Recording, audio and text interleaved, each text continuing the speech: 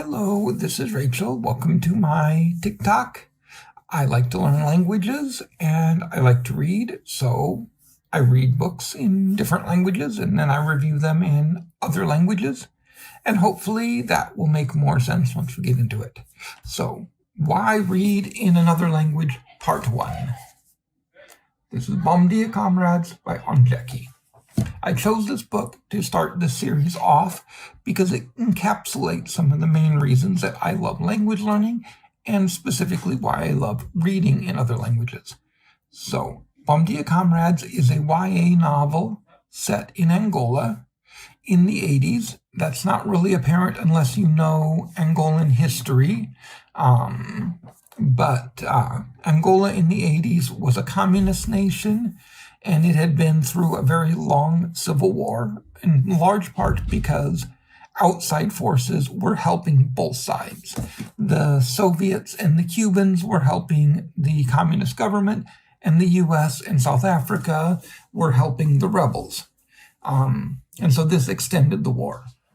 The Soviets barely appear in the story. They mostly sent soldiers, but the school has a number of Cuban teachers. The Spanish that the Cubans speak and the Portuguese that the students speak are close enough that they can understand one another, but are the basis for a number of fun kind of misunderstandings and jokes. But mostly the students love these Cuban teachers because they are so much more dedicated to their jobs and to the ideals of the revolution than any of the Angolans are. Now, there's rumors going around the school that the Caixão Vazio, or Empty Coffin Gang, will attack the school any day now. This gang attacks schools, kidnaps students, kills teachers, and the students are absolutely terrified. The adults mostly don't believe them because the Caixão Vazio, while similar things did occur, this was just an urban myth.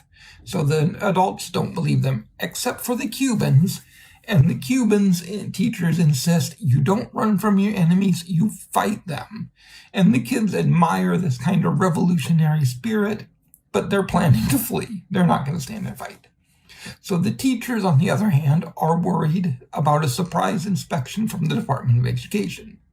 And when the inspection comes, one of the students mistakes it for the Caixão Vazio, starts screaming, and everybody flees the school in droves. And one of the Cuban teachers, also believing that it's the Caixão Vazio, greets the inspector with a piece of metal in his hand, screaming, "Death to the bandits!" So, my review is it's a great coming-of-age story. It has just the right amount of levity and seriousness. It's not at all a long book, but it's well written and well worth the read. But in Portuguese, well, okay, first of all, Ondjaki, as I said, encapsulates the main reasons why I feel like you should read in a second language. Is a translation good enough? Or should you read books in the original? That depends a lot on the author and their style of writing, and also on the language in general. And a lot of people think the translation's good enough, and there's no point in it. It's a waste of time to just go back and read the original. But it depends. And Ondjaki, for me, is somewhere in the middle. Like, he's very lyric in Portuguese, and while the translation probably does the story justice, I think the writing is definitely better in the original. The problem with translations is that, like, a good play on words or a great use of the right word, it's kind of like a joke. If you have to explain it, it doesn't hit the same. And so that, I think, makes this worth it. The other reason is, people say, oh, well, everything worth reading has been translated into all the major languages, and that is just simply not true, not by a long shot. In the case of Ondjaki, he has won several literary awards and has gained some interest outside of his native Angola and outside the Portuguese language.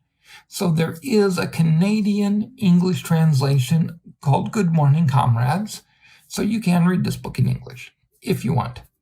But if you enjoy it and you want to read more, most of his work has not been translated out of Portuguese.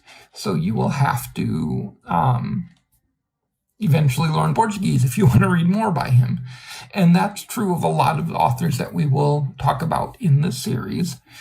They may have 1 or 2 books translated, but not the majority of their work, and some of their work is worth reading in the original.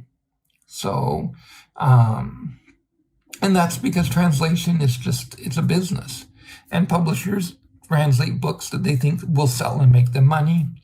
American authors generally have a bigger natural following. English authors in general have a bigger natural audience and often pick up a huge following that makes it worth translating into other languages. But the other direction is very difficult for authors, like an African author, to get big enough following in their native country for an American publisher to think it's worth their while to commission a translation. It just doesn't happen very often. So you do have to read in another language if you want to get at some of these books. But doesn't it take years to learn a second language? Yeah, it does. It takes time and effort, but generally it takes more time and less effort than the average person thinks. YouTube will try to convince you that polyglots can learn a language in a month. But the reality is that average language learners take 2 to 5 years to get to a decent level in a second language. But that's by doing a little bit of study every day. That's not spending your entire day studying. And also, while many language learners study for an hour a day or more, that's also a bit deceptive, because what a lot of successful language learners do is not sitting with heavy textbook. It's not memorizing vocabulary lists. It's not doing a lot of grammar repetition.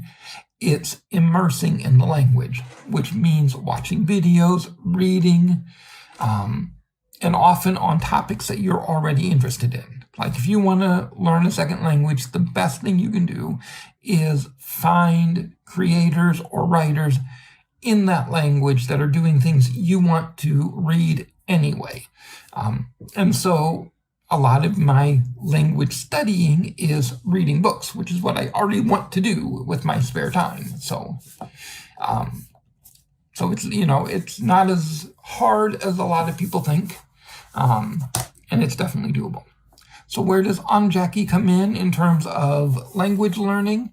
I would say even though it's YA, it's not necessarily a simple book. I have a C1 in Portuguese, which is a fairly high level, and I was able to read this book in a little less than a week with looking up some words. If you're new to Portuguese, there are other easier authors, and I'll review some of their books as we go along. So save him for when you reach an advanced level. But once you reach an advanced level, definitely check out Ondjaki. He is an absolutely great author. And that's it for today. Give it a like, and we'll see you next time.